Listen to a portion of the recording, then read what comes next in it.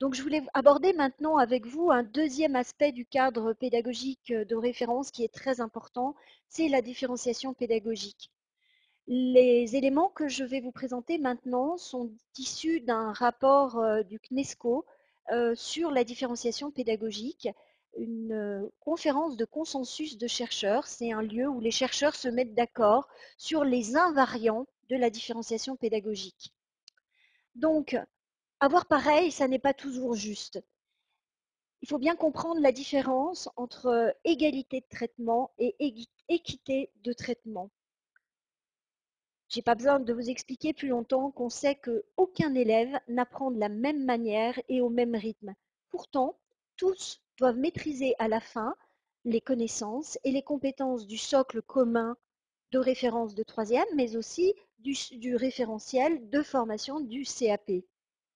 Et pourtant, les besoins de chacun sont différents. Si on les prend en compte, dans ce cas, ça permet à l'élève d'apprendre à son rythme et d'avancer et de progresser. Donc, quels sont ces principes de la différenciation pédagogique? Ils sont au terme de 5. Le premier, pour l'enseignant, il doit varier les pratiques pour s'adapter à la diversité des élèves, tout en maintenant des objectifs communs et des temps d'apprentissage collectif. C'est pour ça que si vous avez un livret de suivi des compétences, vous pourrez situer l'élève, voir les compétences qu'il a déjà travaillées, celles qu'il lui reste à travailler et voir le niveau où il en est.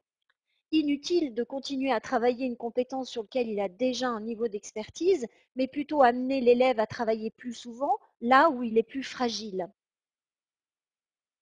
C'est aussi prendre en compte la diversité des élèves dans des situations collectives, la situation de classe. Et pourtant, chaque élève doit pouvoir repérer où il en est, d'où la nécessité de partager le suivi des compétences, ce livret de suivi des compétences avec l'élève pour lui dire tu en es là, il te reste ça à faire, tu pourrais l'autre, etc.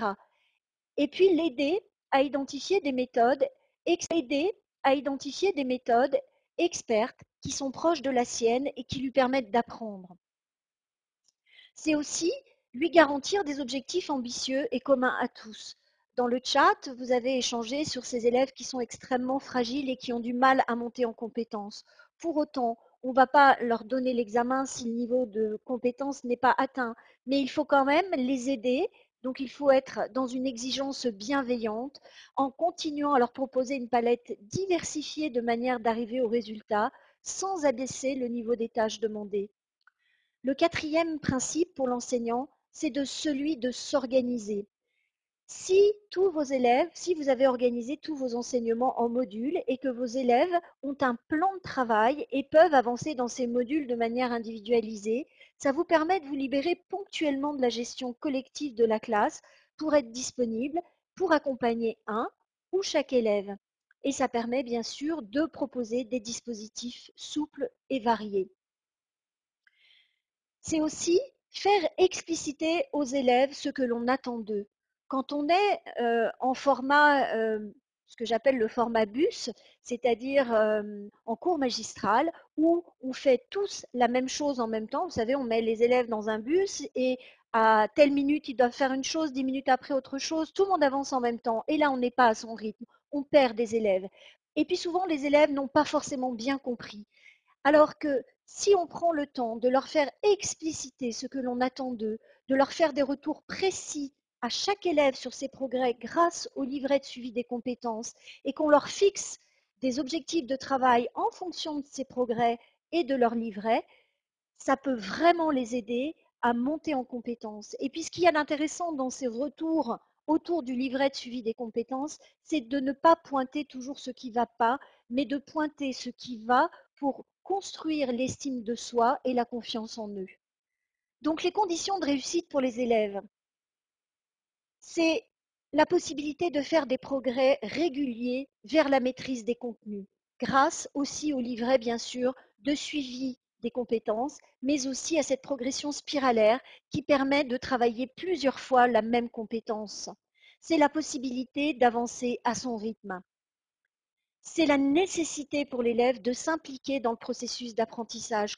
combien de fois est-ce qu'on entend quand on vient vous voir dans les classes que les élèves ne sont pas suffisamment acteurs de leurs apprentissages, qu'ils sont passifs? Eh bien, rendons-les actifs en leur donnant la possibilité de choisir les tâches qu'ils ont envie de faire, sachant que euh, si on leur propose l'ensemble des modules au début des 2 années de formation, la règle sera qu'ils doivent traverser l'ensemble des modules pour devenir compétents et obtenir leur diplôme. Mais finalement, peu importe l'ordre, peut-être que l'élève va spontanément aller vers quelques tâches parce qu'il sera à l'aise et ça va lui permettre de construire sa confiance en lui et ensuite d'accéder à des choses où il a moins d'appétence, mais pour lequel il va se révéler finalement pas si mauvais que ça, voire excellent. C'est la possibilité de donner à l'élève de jouer un rôle majeur dans son évaluation, de la quantité, de la qualité et de la rapidité de ses progrès. C'est lui proposer des temps réflexifs dans lesquels il va porter un regard sur ce qu'il a fait, sur ce qu'il doit faire et sur ce qui lui reste à faire. Et puis bien sûr, c'est donner à l'élève un matériel d'apprentissage, des techniques d'enseignement adaptées à ses besoins et ses styles d'apprentissage propres. Donc bien sûr, c'est une modification des gestes professionnels de l'enseignant qui va vous demander flexibilité, adaptation, agilité. Mais quand on regarde ce qui se passe déjà dans les classes des CAP, c'est déjà 3 compétences que vous développez au quotidien avec ces profils d'élèves. Vous allez devoir prendre appui sur les connaissances et les compétences existantes de l'élève. Inutile, et ça s'appelle rester dans sa zone proximale de développement. C'est inutile d'essayer d'apporter quelque chose à l'élève qui est trop éloigné de ses connaissances et de ses compétences. Donc c'est en tenir compte dans la progression qu'on va lui proposer. C'est adapter le temps d'apprentissage à leur rythme d'apprentissage. Il y en a qui vont aller très très rapidement dans l'exécution de certaines tâches et d'autres beaucoup plus lentement. C'est structurer l'environnement de travail avec des aides et des repères. Et là, c'est très intéressant pour tous ceux qui ont des enfants ou qui ont eu des enfants en école primaire ou maternelle de se souvenir comment fonctionnent les institutrices dans le primaire.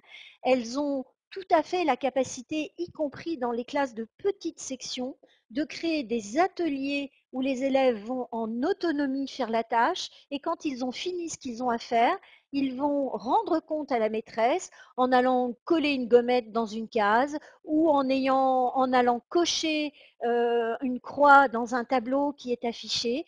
Donc l'élève, si on construit son autonomie et dans sa manière d'apprendre, il est tout à fait capable d'aller rendre compte et pour cela, il faut structurer l'environnement de travail. C'est aussi la nécessité d'organiser des temps réflexifs et d'échanges sur la progression de l'élève. Si vous n'êtes plus aux commandes en permanence dans des cours magistraux, vous allez trouver du temps pour accompagner les élèves et trouver du temps pour échanger avec eux et avoir ces temps réflexifs pendant vos heures de classe. C'est adapter les contenus pour les élèves ayant des besoins particuliers, mais ça, c'est déjà votre quotidien et vous savez très bien le faire. Et puis, bien sûr, c'est aussi varier les postures. C'est passer d'une posture de contrôle où on va cadrer une situation à une posture de soutien où on va apporter de l'aide individuelle ou collective, soit pour la classe entière, soit dans des petits groupes. C'est aussi se mettre dans une posture d'accompagnement, de relation pédagogique, de confiance avec les élèves pour construire leur confiance en eux. Et c'est changer le statut de l'erreur.